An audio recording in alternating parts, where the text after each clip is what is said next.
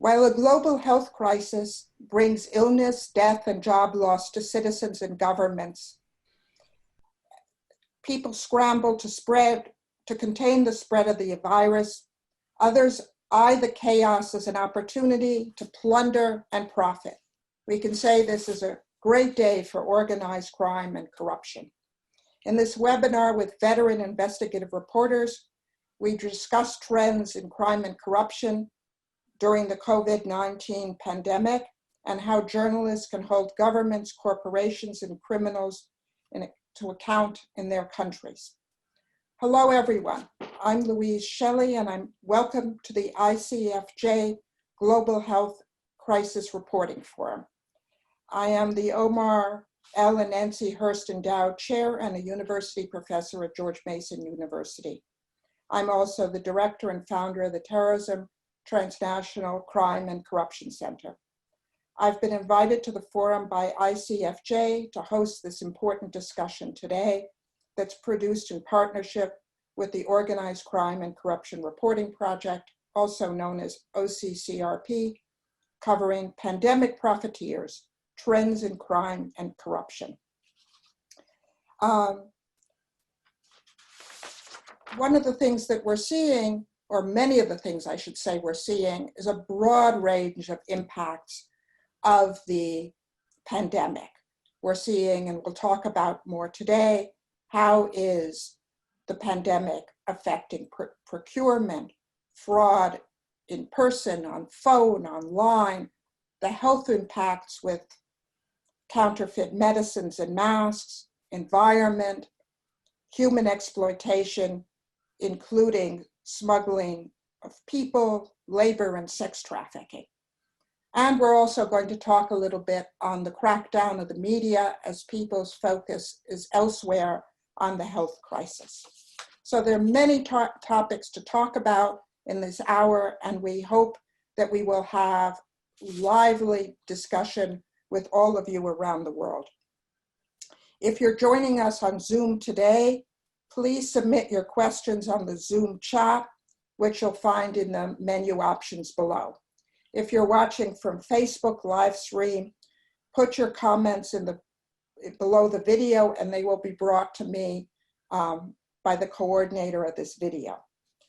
Today we bring you three very talented veteran investigative reporters from around the world, and they will be telling us what they're seeing in their regions, and we can discuss how those insights can help inform your discussions and what is common in what we're observing around the world. First, we have Aubrey Belford, who is a regional editor for OCCRP based in Kiev, Ukraine, and he's been leading up the coronavirus investigations for OCCRP. Generally, he conducts global stories on nexus of disinformation, crime, corruption, and has led projects including Paradise Least, the theft of the Maldives, and Spooks and Spin, information war in the Balkans, and more recently has led this project on the coronavirus. And you can check this out on OCCRP.org. Moscow-based Roman Anin, winner of the 2020 ICFJ Knight Trailblazer Award, is the founder of IStories, short for Important Stories, an investigative news site that digs deeply into stories that are difficult to tell in Vladimir Putin's Russia. He has worked extensively with the OCCRP network on cross-border investigations, and through his work has exposed high-level corruption, cronyism, and money laundering. Indhira Suero Acosta, a SembraMedia ambassador and member of the CONNECTAS network, is joining us today from the Dominican Republic, where she is an investigative reporter. She currently works with Politeca Checa, the country's first major fact-checking project, and has also reported on government corruption and transparency during the pandemic. So welcome to all of you. I know you have fascinating insights to share, and I turn the floor over to you. Let's start off with Aubrey. Thank you. Hi, everyone. So you know, I want to share a little bit just about what we've been doing at OCCRP. For those of you that don't know, OCCRP is a network of investigative journalists spread all over the world now. And we look into crime and corruption. So as soon as the pandemic started, you know, we pretty much, like, you know, anyone with common sense realized that this is going to be a big opportunity for some bad actors to try and make money out of people's fear and out of the chaos and confusion. And that's what we see that happened. So we did a few investigations that, you know, looked into various aspects of it. Partly what we're looking at is how you know, criminal groups or just corrupt politicians or individuals or unethical businesses tried to profit from new regulations that were brought into place, or new demand, or you know, lack of information. And another thing that we looked into is how existing criminal networks and criminal enterprises responded to the pandemic. So we actually did quite a detailed project looking into what happened with the cocaine trade in response to the pandemic.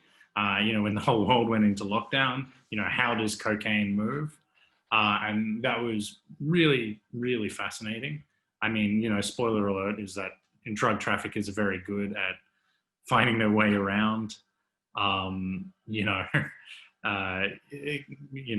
restrictions and blockages and things like that. Very dynamic, but we got into quite a bit of detail with that.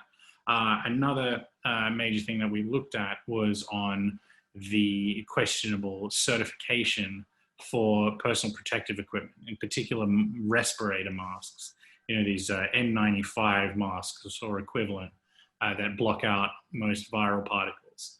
And what we found there is that rather than, you know, purely criminal groups being the main ones to benefit, you know, the big thing, the big money that we're finding is just a lot of gray area, gray business, where unclear rules and kind of regulatory uncertainty allows for a lot of substandard or fake goods to flood the market. And if we're talking about respirators, I mean, we focused on Europe and the rules there. I mean, we found that really the majority of what's been coming in and what's been sold is either fake or improperly documented. You know, we spoke to people in the industry that were reviewing the documentation for a lot of stuff coming in. And, you know, in some cases, we had people telling us none of what they've seen, you know, that was getting procured by governments, or when clients would come to them and say, hey, we're looking at buying this, can you have a look at the papers? None of it was real. So, I mean, yeah, it's pretty remarkable, the scale of the stuff that we found so far. Thank you. Let's move on to Roman.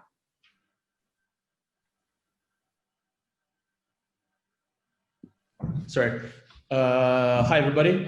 So I used to be with Nova Gazeta, but recently we started IStories, which is an investigative platform for journalists in Russia.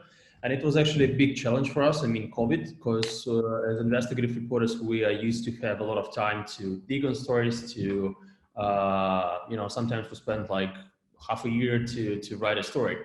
And during the pandemic, we realized that we have to investigate fast. We have to investigate with the speed of news.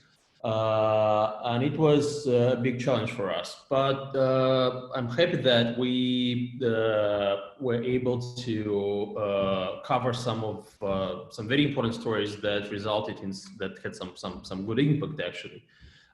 So what we see in Russia and what we actually see in some other countries, especially in former USSR countries, is that coronavirus led to huge monopoly in terms of procurement.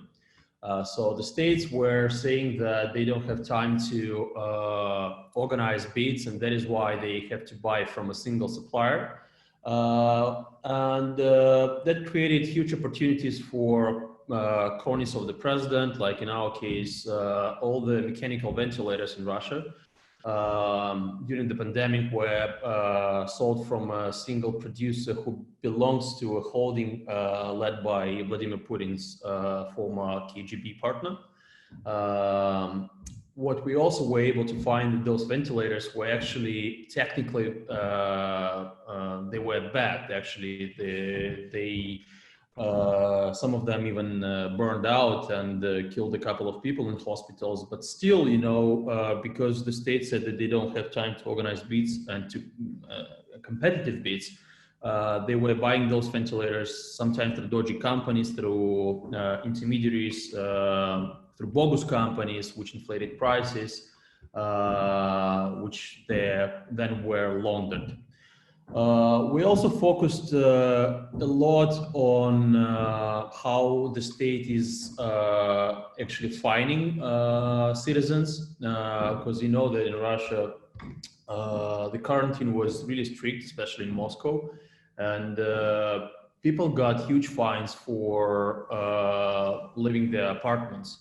And the state decided to control people to download a special app on the phone, on their cell phones.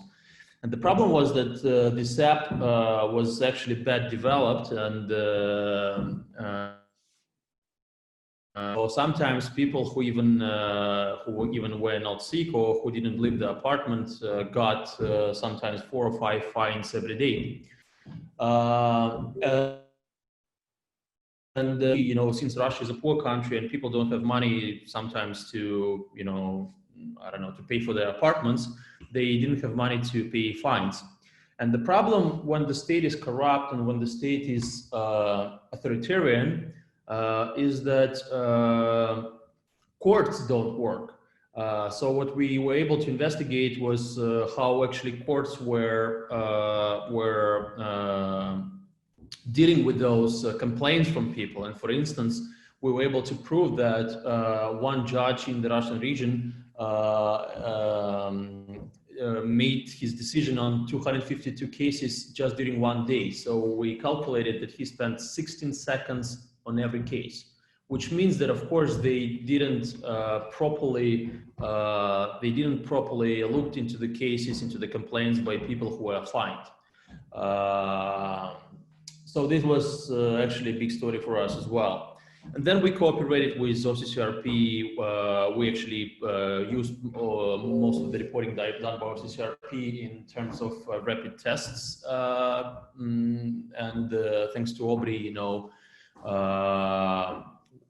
actually OCCRP found that those tests were produced in China and they were actually not very precise.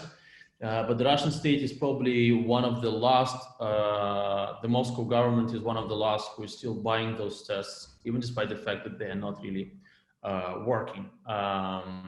Yeah, so that's briefly stories we did, and that's briefly what we see in terms of procurement and corruption during the pandemic.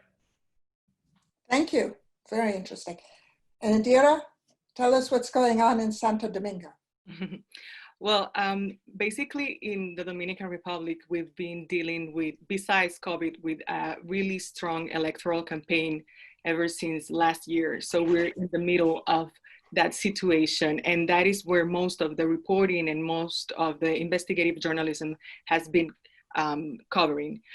For example, these elections were the most, I could say that they were the most decisive elections in the last 16 years in the country, because there's a lot in state, and there's a procurement of changement, and also there is a lot of discontent with the way that corruption works in the Dominican Republic, and also with the way that the current government is handling corruption. So I think that that really, in a way, helps a lot investigative journalism and journalism in general. And it's even more important now that in times of the pandemic, of the coronavirus pandemic. So what happens in countries such as the Dominican Republic or Haiti, because we're next to Haiti, is the fact that corruption is something that it's common, sadly, in countries in Latin America. We're used to bribery, we're used to corruption, we're used to that type of practices and wrongdoing. So a lot of investigative journalism have been covering all of those issues from a long time ago. I consider also that there's a lot of examples of corruption and how it affects the pandemic right now with the COVID-19 and with the access to healthcare and the access to health systems. And for example, in the Dominican Republic, we see that the government only dedicates 1.8% of its entire budget to health. And we are one of the lowest, one of the countries with the lowest scores in production of budget for the health system. So what we're watching now and what we're witnessing right now is the result of years of corruption and years of a lot of silence from the government and not applying the right punishment to those people that are corrupt. So in countries like Cuba, Costa Rica, where you have the most budget for health systems, you see that it's different. So I think that it's, at least in Latin America, I can say that it's a very important position for investigative journalism. And it's an extremely important and decisive moment to write articles about exposing corruption, because we have a lot of corruption and we're used to it. And what is the response to these write-ups that you're having of corruption, Indhira? Oh, well, basically, since we're in the middle of the change, of a governmental change, because for example, right now, in this weekend, actually on Sunday, we're having a new president. So we're in the middle, not only of the sort of a lack of response from the government for the COVID crisis, because the current government is in the middle of a changement. We're witnessing the opposition coming to power, and that is a very crucial and very important change. So we are basically in the middle of two waters. In one side, you have the pandemic, the coronavirus pandemic, and everything that comes with that. And in the other hand, you have the elections and the result of the electoral campaign that lasted more than a year. And also, I don't know if, I will say it because I imagine that there are a lot of people from different parts of the world. Only in this year, we had two elections.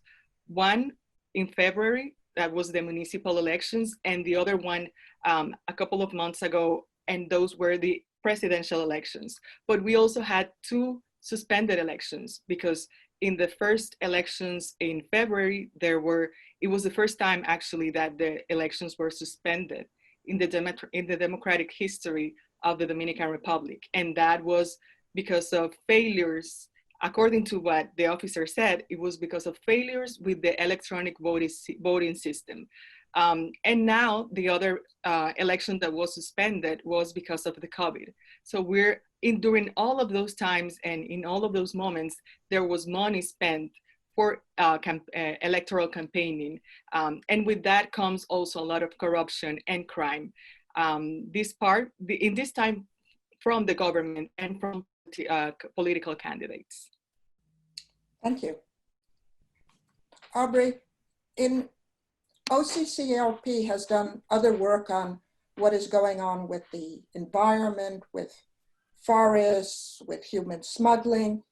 Can you say a little bit more about some of these other problems that are going on under COVID that are not getting as much attention as they should? Yeah, I mean, it's a perfect time to hide what you're doing. Look, it really depends on the type of crime as to, whether or not coronavirus has had a big impact.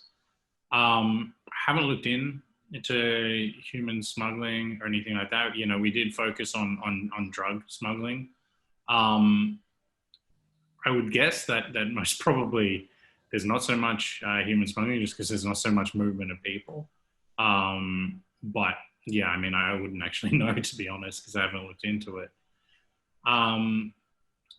in terms of environmental effects, again, we haven't looked into it. We've mostly been looking into health effects of corruption in the time of the pandemic. And so, you know, Roman mentioned a little earlier about the investigation that we did together into rapid tests. So, I mean, I'll explain that one a little bit. Basically that, you know, when the pandemic started, there was huge demand for testing. And one of the types of tests that people were, you know, scrambling over each other to buy were rapid antibody tests, where you do a little finger prick and you get some blood and then you test for antibodies. And you get the results very quickly, you know, on a little cassette or a stick, or something like that. So a lot of people started rushing to buy these because they thought, you know, this could show whether or not you're infected. But in actual fact, they don't. They just show, you know, whether you've got an antibody response. And typically they don't even really quite accurately show this until some weeks. So, you know, they're not useful as a diagnostic tool. What we found also was that one of the major Chinese brands that had been already independently tested and found not to be terribly accurate was being sold under American or European brand names as if it was made in the USA or if it was made in the Netherlands, when in fact it was made in China and repackaged. And this is actually another example of gray area stuff where you can actually do that, which is really surprising, but you can actually get, you know, some kinds of medical equipment like a test and repackage it, put your own name on it and say it's made in the Netherlands. And so with this, we tracked it around the world. We tracked it to Indonesia, where, you know, the state pharmaceutical company bought 300,000 copies of it. And they're still using rapid tests, you know, to say if people are allowed to travel and things like that. We tracked it to Russia, where the Moscow city government was buying it. We tracked it to places like Macedonia, where we actually found that false negatives from the tests, you know, were linked to potentially some deaths, and also to an outbreak amongst guests on a political TV show that basically led like a big chunk of the country's political elite to go into self-isolation. So that was kind of where we ended up going with the effects of these kind of corruption scandals. All right. Roman, can you say a little bit more when you talked earlier about the difficulties of changing your way of doing investigative journalism, especially in an environment like Moscow where it's been so difficult to go outside? Can you give some tips to other journalists on how to do this and how to change your techniques? Right. So one of the main difficulties for me is that I'm kind of, you know, there are two types of reporters today. Those who those who spend the majority of their time investigating what is in online databases. And the old style of reporting, you know, is when you meet sources. And I love to kind of mix both approaches. So I love to meet people and talk to them, to meet sources and so on.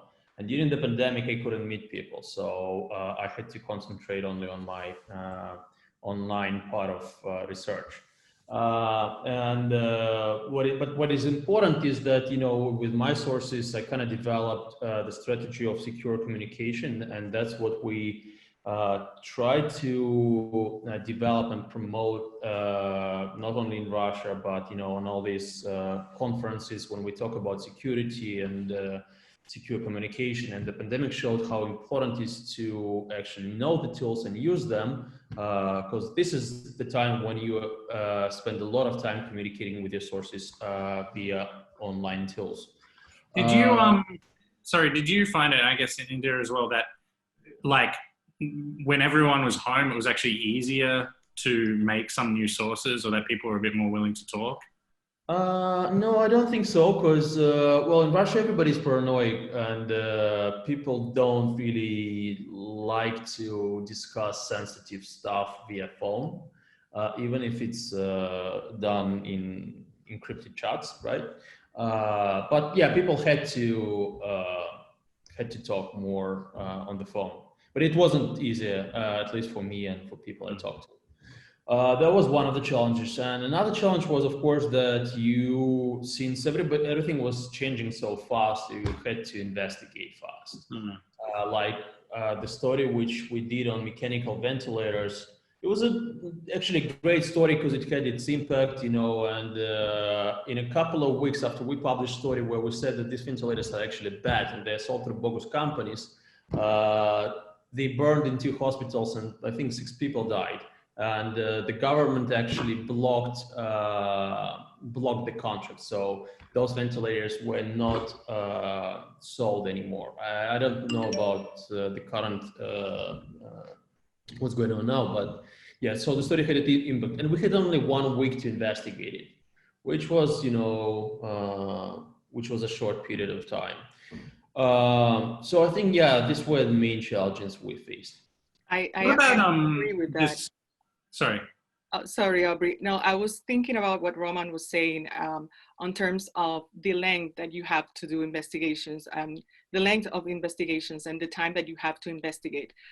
Usually in investigative journalism and in journalism in general, you take more time to investigate and to do data research and fact check and everything. So now with the pandemic and with the current way of doing investigations that is basically from your house or not going out as much, everything has to be even faster than it used to be before. So I think that that is also a change that I've seen reflected in the way that we report, at least here in the Dominican Republic. Yeah, I found that, the investigations that we do, we tend to have reporting teams that are scattered all over the world in different time zones and whatever. So, a lot of the communication will happen on, all of the communication will happen on online platforms, through encrypted chats, or, you set up wikis and things like that to share notes or secure areas. And I found that since the start of quarantine, people got better at that. I guess because they're at home more and because there was this more rushed time scale, that actually we made a little leap in just people's ability to stay in touch and to stay on the same page, contribute to discussions and things like that. I don't know if other people found that with their teams as well. And it seems to be that the habit has stuck since then, even as things have eased up a little bit. People are still a little bit better, but I'm wondering if you guys had similar experiences with people you work with. Did they get better at this or not? Well, I work by myself most of the time. So, but I can speak for myself, but I think that reporting it necessarily has to become better. It necessarily has to improve, especially in times of crisis. And I think that from times of crisis is when you have the most opportunities to grow and to make a better reporting. And also, for example, I work alone, but this pandemic also has shown me that it's extremely important to collaborate. I imagine that you all work in networks and all of that, but I think that, at least in my case, and I think that it's something that it's really common among investigative journalists that they work by themselves. So I think that this time and this pandemic has remarked for me the importance of collaboration when doing investigative journalism. It's necessary, at least for me. Can I ask you 2 questions, Indhira? Because I've seen you nodding your head when I was talking about the impact. One was on migration issues, because the Dominican Republic has for a long time been a key hub of human smuggling. And what is happening now, as the comment was made, that people are moving less, or there are people stuck from other parts of the world in the Dominican Republic. And also on the environmental issue, which you've talked to me about before this as a problem. If you could say a little bit on your investigations on these areas. Well, basically regarding human trafficking and human smuggling, I will say that we, for example, have a lot of trafficking from Haiti to here, because we basically share borders. And but it's also because of the corruption, like in the border, you can come and enter easily. It's not, there's not a lot of enforcement in the border from both sides of the island. So what we've seen is a lot of Haitians returning to their houses in Haiti, and that has brought up even more problems in that country because there's no regulations on health, security, testings, or things like that. I haven't seen, I was doing some investigations about human trafficking, but I haven't checked at any articles published during the pandemic. What I did see was that a group of organizations were asking for people to remember that human trafficking is still there, and that it's a very crucial and very important point to treat in the Dominican Republic.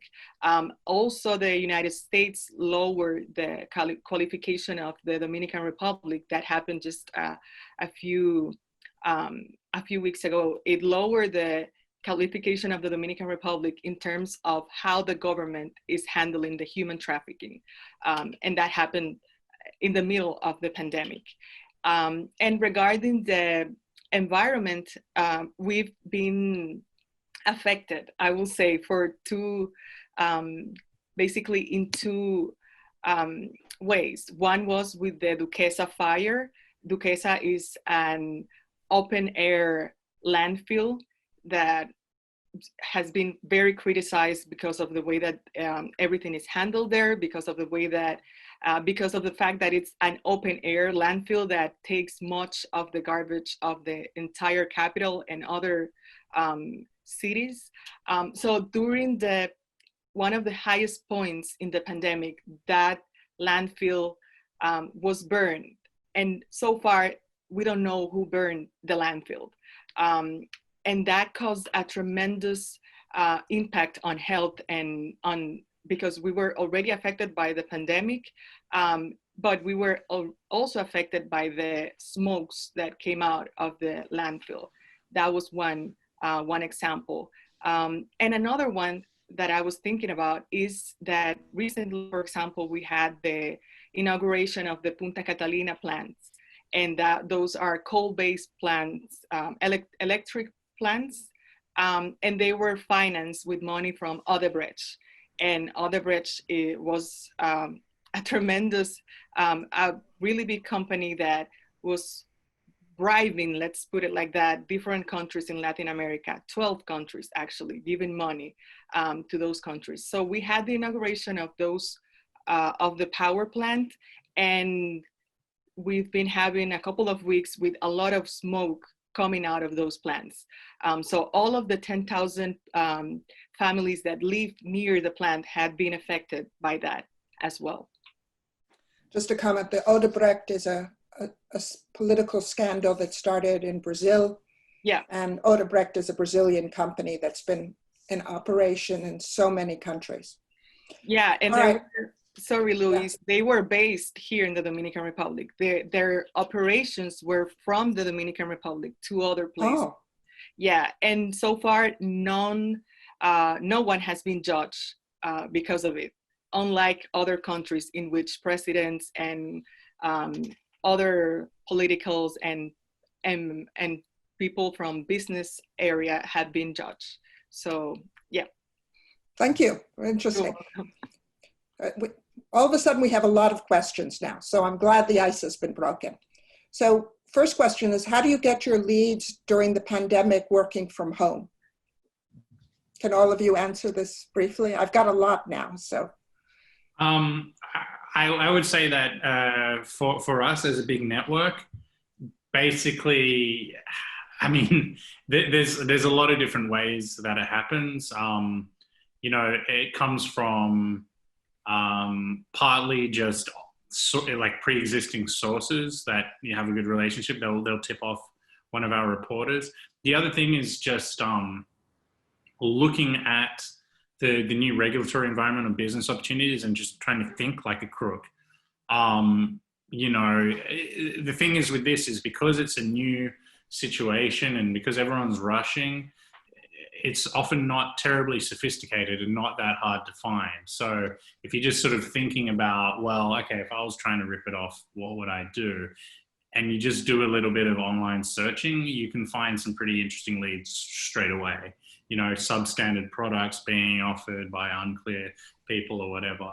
And so, you know, with us, with the big network, it's like with those two approaches, we would get something. So for example, with rapid tests, this came from Macedonia, where there was already a little bit of a mini scandal around one of the private hospitals offering rapid tests, and, you know, then someone died and it was a little bit of a thing, but no one actually knew why or what was wrong.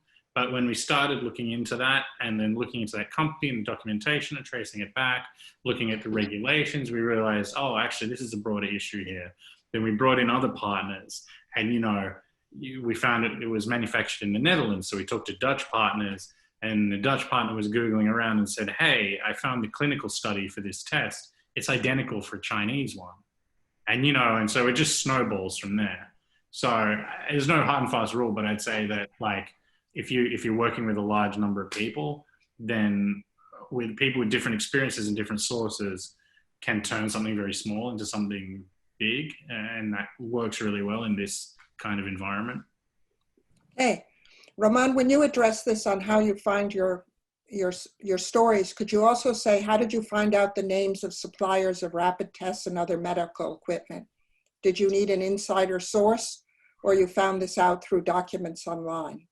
Yeah, I mean, the procurement database in Russia is open, and we, you know, it wasn't difficult for us to find the latest news stories during the pandemic, because we constantly search things in these databases, we constantly monitor them. And since recently, actually, we started using some programmatic techniques to parse them. So for instance, you know, if a couple of years ago, I had to manually search for contracts, then analyze the suppliers and so on and so forth. You know, I spent like the last year and a half learning coding, and now everything is done automatically. You know, I don't even spend time on it because I get the newsletter with the biggest contracts and with some analysis of the suppliers, and I don't spend time on it. So investing your time in learning how to code and learning, you know, online technology is really key to being a reporter, a successful reporter today. Indhira, do you want to continue with that?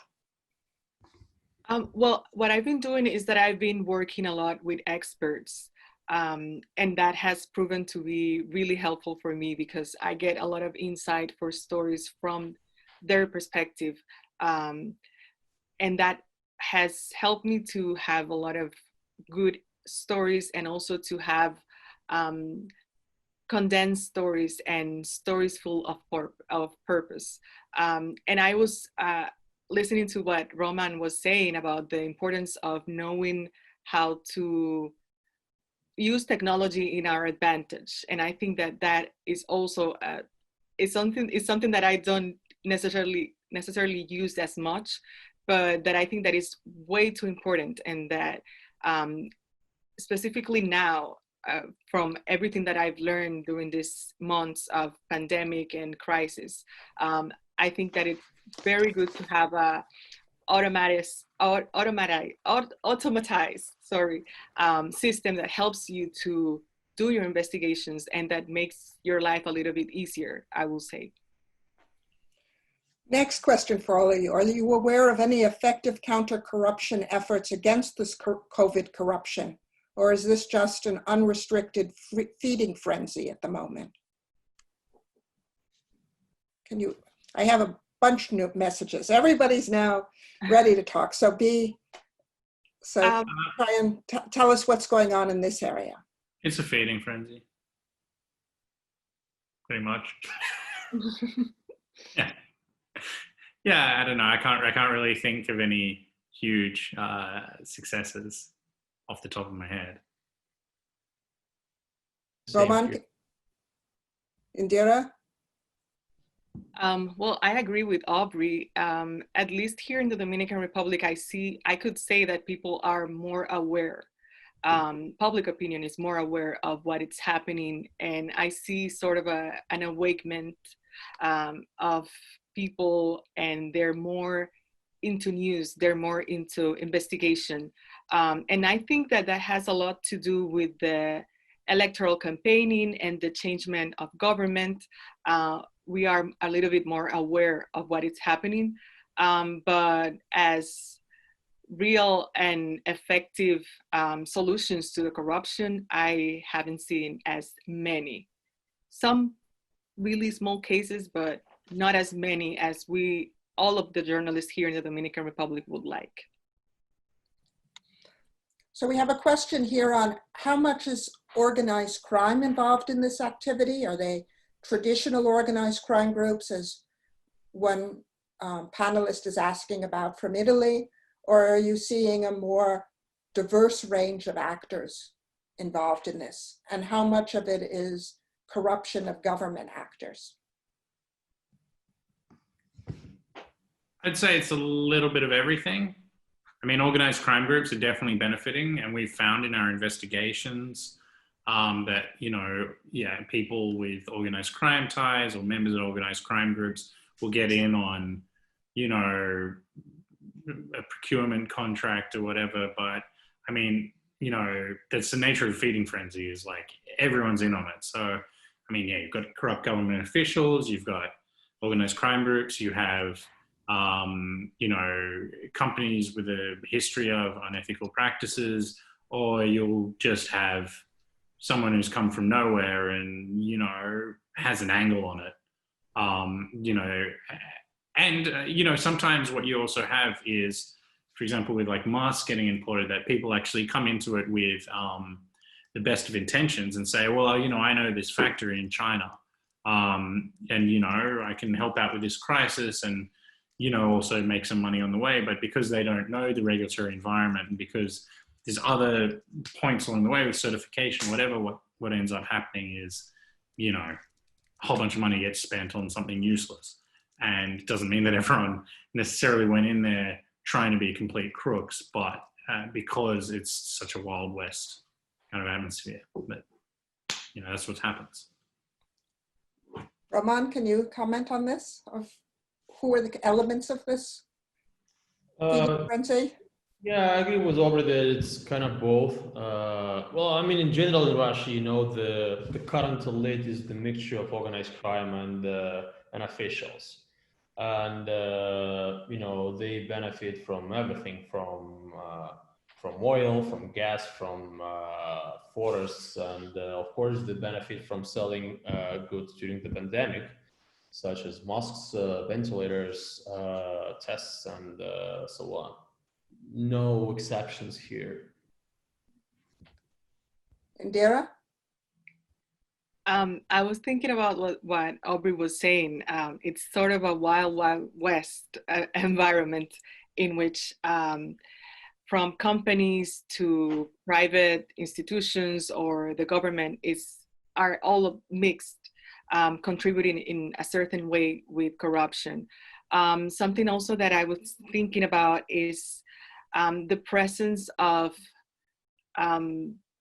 China in all of this, in most of the countries in Latin America and the Caribbean, and a lot of purchases that are being done to China, and with that also comes soft corruption and propaganda from China. So I think that is also something that it's very important to look at, and that I think that all investigative journalism journalists have to look, because it's there and it's present.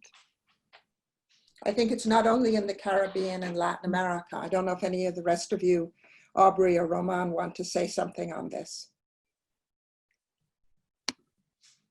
Yeah, I mean, it's a significant factor pretty much everywhere, I'd say.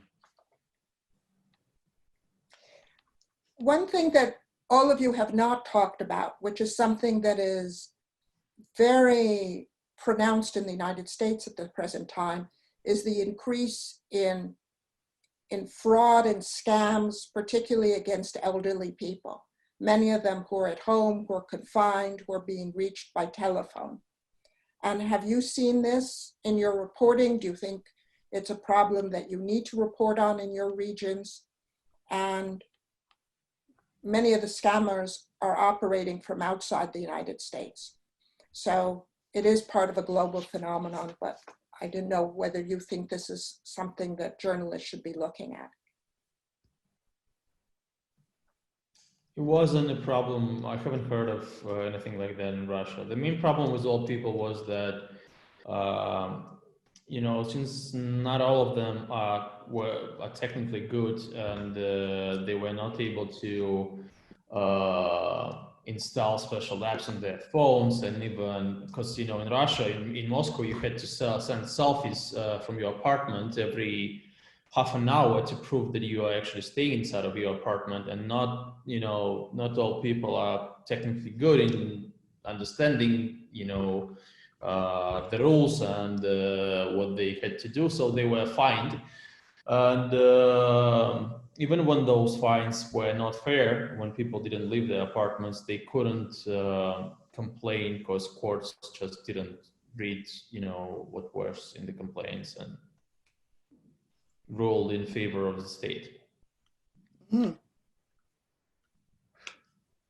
Indhira, have you seen anything on increased fraud against individual citizens? I wouldn't say, well, yes, I've seen some cases, and I've wrote some stories about it. I've seen some cases of online fraud. There had been numerous reports on scams and fake news as well, relating to money and things like that. And I think that it's extremely important to take a look at that, because with all of the disorganization and all of the confusion that is because of the pandemic, and in each of our countries, I think that sort of cases will continue to grow up, at least in countries in which it's even harder to pursue those scams or those frauds. So I think that, yes, it's important to take a look at it. We had a comment online from someone in the webinar that there's certainly a problem in the UK with this. We have a question on open procurement platforms, and Roman talked about how useful they were for your investigations. Aubrey, have some of the members of your team been using these, and how available are they?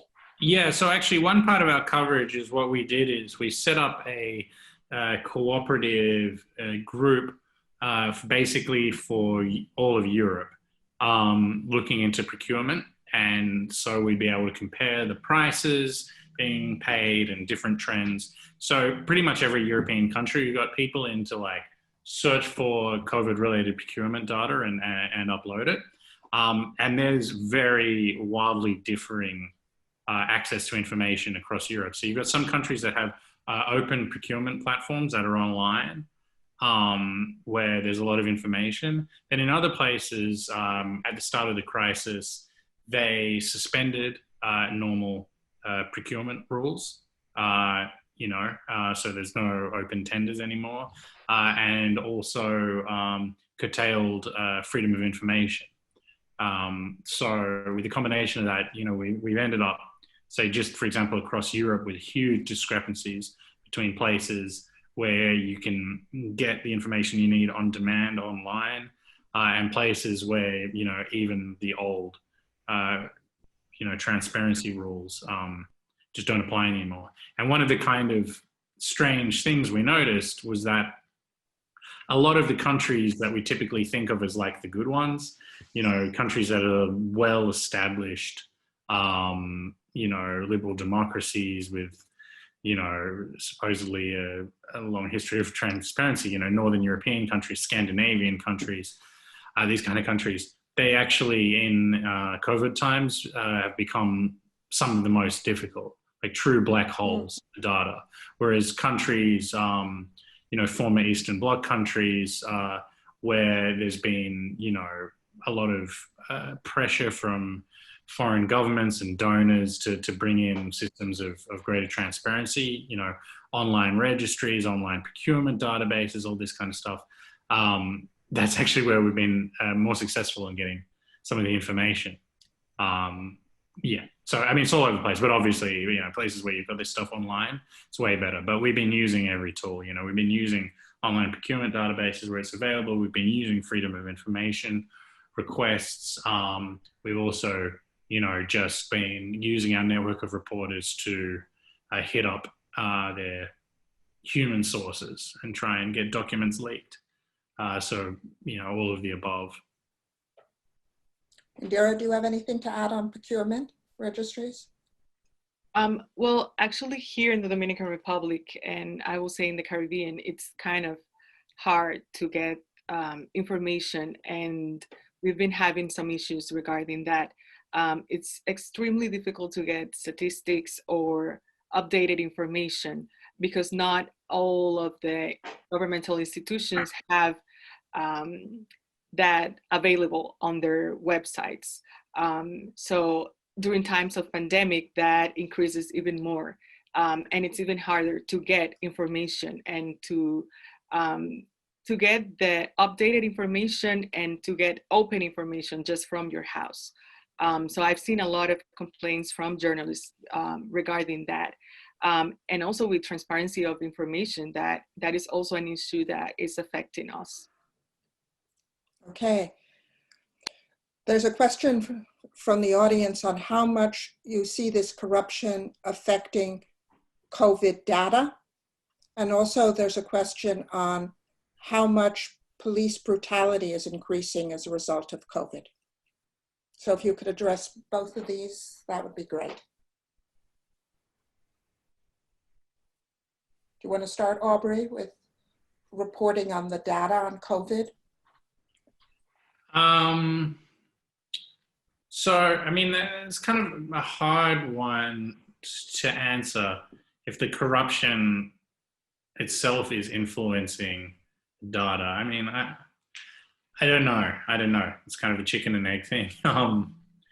You know, yeah, I'd actually say that, yeah, I mean, as I was saying before, that the situation kind of leading up to now, countries with serious corruption problems where there's been a lot of pressure from civil society or from outside donors and outside governments to bring in transparency measures to combat corruption, you know, ends up that we actually have some pretty good data. And then, you know, we end up in like pretty kind of good reporting kind of environment where you're in a country where there's still a lot of corruption, but there's also a lot of access to records. If the question is asking in terms of like the count of cases and infection rates and things like that, and I don't know if that's a result of corruption. I think if you're talking about, you know, the number of cases, hospitalizations, deaths, things like that, you know, the count of those numbers would be down to two factors. One is state capacity. You know, obviously richer, more developed countries are better at counting this. They are able to have, you know, more comprehensive testing regimes. And the second thing is, you know, the will of the country's leadership. You know, when you just don't, when you have denialists in power, you know, they don't do a very good job of counting it. And, you know, everyone knows exactly kind of countries I'm talking about. But corruption per se, influencing that, I wouldn't say I've seen a direct link. Roman and Indhira, can you? Oh, and also answer the question not only about data, but also about police brutality. Oh yeah, for sure. I mean, I think, you know, Roman's story in Russia is kind of related to that. Partners in Serbia also documented some, you know, cases of real excessive, you know, state violence or just kind of punitive actions against people, or using coronavirus as a pretext to harass and intimidate people. And obviously we've seen, some pretty egregious examples of this in other places like Hungary, where, Viktor Orban used the crisis to grant himself the power to rule by decree for a time. So yeah, I mean, it's definitely a thing. Okay. Or India is a classic example of this. I mean, ridiculous cases of violence against people for violating lockdown rules, including torturing people to death. Roman? Yeah, I mean, in terms of data, during the pandemic, we had a very important, it wasn't actually an election, it was voting. It was voting for constitutional change that would allow Vladimir Putin to stay in power for the next 12 years. So, we published some stories, and not only us, but many other media. We were able to prove that that the voting was actually faked, and that about 20 million of votes were actually faked. And the reason I mentioned it was that because when they announced that they're gonna hold this voting, all of a sudden the data about the number of dead and infected has changed. So the numbers went down dramatically. And the state was kind of claiming that, we are very good in fighting coronavirus, and we are controlling everything, and so let's organize voting because it's not dangerous anymore. And you need to understand that voting means millions of people without any social distance. They go to the polls, they vote, and so on. We also we investigated this story, and we were able to prove that the state spent hundreds of millions of rubles on buying masks and antibacterial gels, while doctors were complaining about the deficit of the very same equipment. So the state spent money on voting rather than doctors and hospitals. So we don't believe the official data about, even mathematicians, they actually took the numbers, and the state said that the distribution which the state shows in terms of infected is actually impossible because the numbers are out. So that's the first thing. As for violence, I wouldn't say that the violence from police has increased, but definitely the state used the pandemic as the pretext to crack down on media. So they actually sued a couple of media for fake news about the coronavirus, and one of the worst examples is that they forced Novaya Gazeta, the newspaper where I used to work for 15 years, they forced to delete a couple of articles which were true actually, and the articles showed how doctors in the Chechen Republic, and that the Chechen Republic is led by Ramzan Kadyrov, one of the most notorious abusers of human rights in the world, so that the doctors experienced deficit of masks and other equipment. But Chechen authorities, without courts even didn't consider these claims. They said that it's fake, and the newspaper had to remove the articles. And the same happened in the regions, not only with the newspapers, but with the individual reporters as well. Some of the reporters were fined, and the state is doing everything to shut down those critical voices, who criticize and not only who criticize the corruption, during the pandemic, and who criticize the ways the state is fighting the pandemic. Before we go to Indhira, there was a comment from Guatemala with somebody saying that that the Guatemalan people government has said this is a disease of the people, and their political decisions not to intervene much in Latin America. Indhira, can you comment on the statistics and data? And when we talked earlier of how different the situation is between the Dominican Republic and Haiti next door. Well, actually, in the Dominican Republic, every day, and I imagine that right now, the Minister of Health is showing the data from the day before. So that has been happening ever since we began with the state of emergency. And I think that is a good thing because it's a way to inform people about the data on the COVID, but also it's a way to show transparency in sort of a way. Of course, that we need to take in account that the data and the statistics provided might not be the absolute truth, because also the Ministry of Health and the health system in general have a lot of issues in regards to taking samples and to providing tests to the population. But I see that that is a good approach to show the statistics every single day since, except from Sundays, since the pandemic started. And regarding to the police, I will say that, oh, and before I go to the police, in Haiti, for example, even though we have, as of today, we in the Dominican Republic have the highest amount of cases in the Caribbean. Haiti, I think I have it around here. In Haiti, for example, in the Dominican Republic, you have more than 80,000 cases, confirmed cases. And in Haiti, so far, we only have more than 7,000 cases, confirmed cases.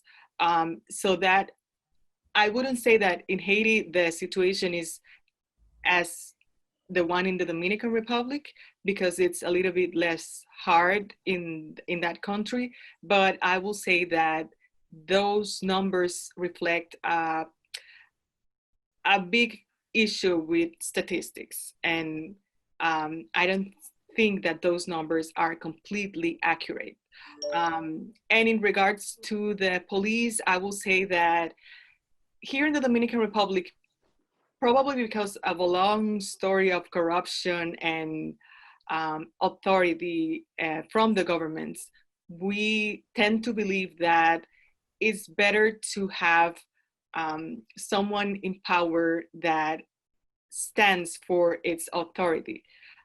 So what has been going on is that the policemen have been fighting a lot against a population that is uneducated and that has a lot of issues to follow rules and to follow, for example, the curfew. From the first days of the state of emergency to the late June, we had more than 90,000 people arrested because they violated because they violated the curfew. So I think that that reflects a lot of what the police has been confronting during this past couple of months. And also something that I've seen is that the population is demanding even more stronger actions from the police, because we think that authority and authoritarianism is the best answer.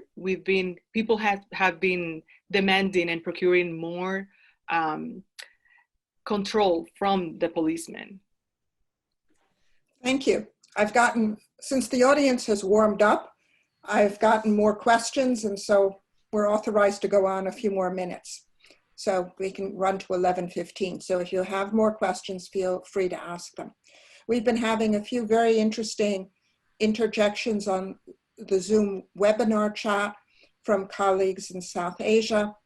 And I hope that these will be collected in some way and made available for those of you who are following on Facebook. We have a colleague from Bangladesh who is talking about the very serious problems of corruption, of movement of money out of the country, of repression that is going on against Rohingya and others, while people are focused much more on COVID. And then we have somebody from India talking about the very serious environmental issues that are going on and threats to forests from coal plants, just as Indhira brought up about the problems of coal plants in the Dominican Republic. So there are a lot of very good links that have been provided, and I hope that they are shared. But overall, we've been talking in these web chats about problems that people believe should be investigated more, as what is happening to people on the margins of society who don't have access to treatment, don't have access to livelihoods, the capital flight, problems of money laundering, and the emphasis that needs to be brought by the international journalistic community when there's not so much coverage inside. And also the point has been made that the fact that in some countries where journalism is, and the media is government funded, many important stories are not being reported. And I think that this is, this is true in South Asia, has been pointed out. It's a problem elsewhere, and I think it points to the enormous need for greater investigation and having some of you who are able to function in different environments, helping colleagues in environments that are even harder for them. Maybe you'll comment a little on this, because several of you, Aubrey and Roman, are part of international networks. I mean, I can just, I can't think of any other way to be working right now than in a network, with other journalists. It's just the best. I mean, particularly when we're dealing with a global crisis, the global story, and, global trade in all of these really essential goods for dealing with the pandemic. I mean, I would find it extremely hard to come up with any stories on my own without having, a very talented network of people that are plugged in a million different ways and have different points of view on this who are unable to share it. So, I mean, anyone who's watching this now, if you're thinking about whether or not you should be getting into collaborating, I mean, yes, you should do it. Roman? Yeah, I mean, the same here. The best stories I've done, were in collaboration with my partners from OCCRP or other medias, and, Panama Papers, Paradise Papers, I don't know, all the major cross-border investigative projects that I've been involved in proved that the real power of journalism is actually not in competing, but in uniting our forces. And the main idea of IStories that we founded here in Russia is actually built around this idea as well. So we try to collaborate not only with international partners, but with the regional reporters, with the regional media, because we understand that people in the regions not always have our knowledge. They don't always have the time. They don't always have financial resources. Not all of them know how to code. So what we try to do, we try to bring them into joint projects and work with them closely, and then publish simultaneously our stories. Also, I mean, this is a pretty stressful time, and one of the most stressful things is when you're rushing on a competitive story and, you know, you're scared that someone's going to scoop you. So I can't share many details, but we're working on a very big story right now with a lot of partners. We got wind that one of the kind of important scoops that we're working on, someone else was about to get it, and would probably be publishing it, you know, as we speak. So what we did is we called them up and we absorbed them. And so now, you know, we don't have to worry about this competitor because they're part of our team. So this is a really good strategy for your own well-being. Just absorb the competition. You know, think you're like Facebook with Instagram and WhatsApp and whatever. Just, you know, if you can't beat them, buy them out. All right, I have one of the things that strikes me after sharing this is that there are questions and there are people who want to be involved and want to have questions answered or want to be establishing communications and working with these qualified teams. For example, I now have a question here in Liberia. The trails of paper on procurement are difficult, written to the country offices of the World Bank and the FDB. Can you comment on what should be done? In my spare time, apart from my academic career, I help lead an anti-corruption network, of which several of you I can see are on here.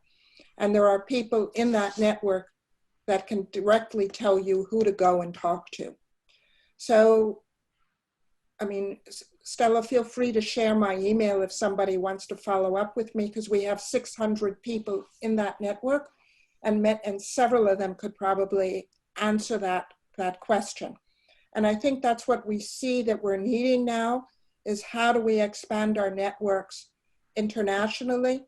Because something that seems to be regional to us turns out to be much broader, just as you're talking, as Indhira talked about Odebrecht, and how people think of that as a Brazilian problem, but as it expanded, and I've known several of the wonderful investigators connected with that, it's affected so many countries, particularly in the Western Hemisphere, but even farther than that. Indhira, did you want to say something on the comments on when you talked about being a lone journalist, but on the role of working with others? Yes, actually, I think that is way too important to collaborate. And during the pandemic, for example, in Politica Chequea, we had the opportunity, since we do a lot of fact checking as well, we had the opportunity to come together with a network of journalists in Latin America called Latam Chequea. And most of the content and stories that we had during, that we've been having during this time has come from that collaboration and has come from being in that organization as well. And also something that happens with a lot of countries in the Caribbean is the fact that we isolate pretty often because of the territory, because of the characteristics of being in an island.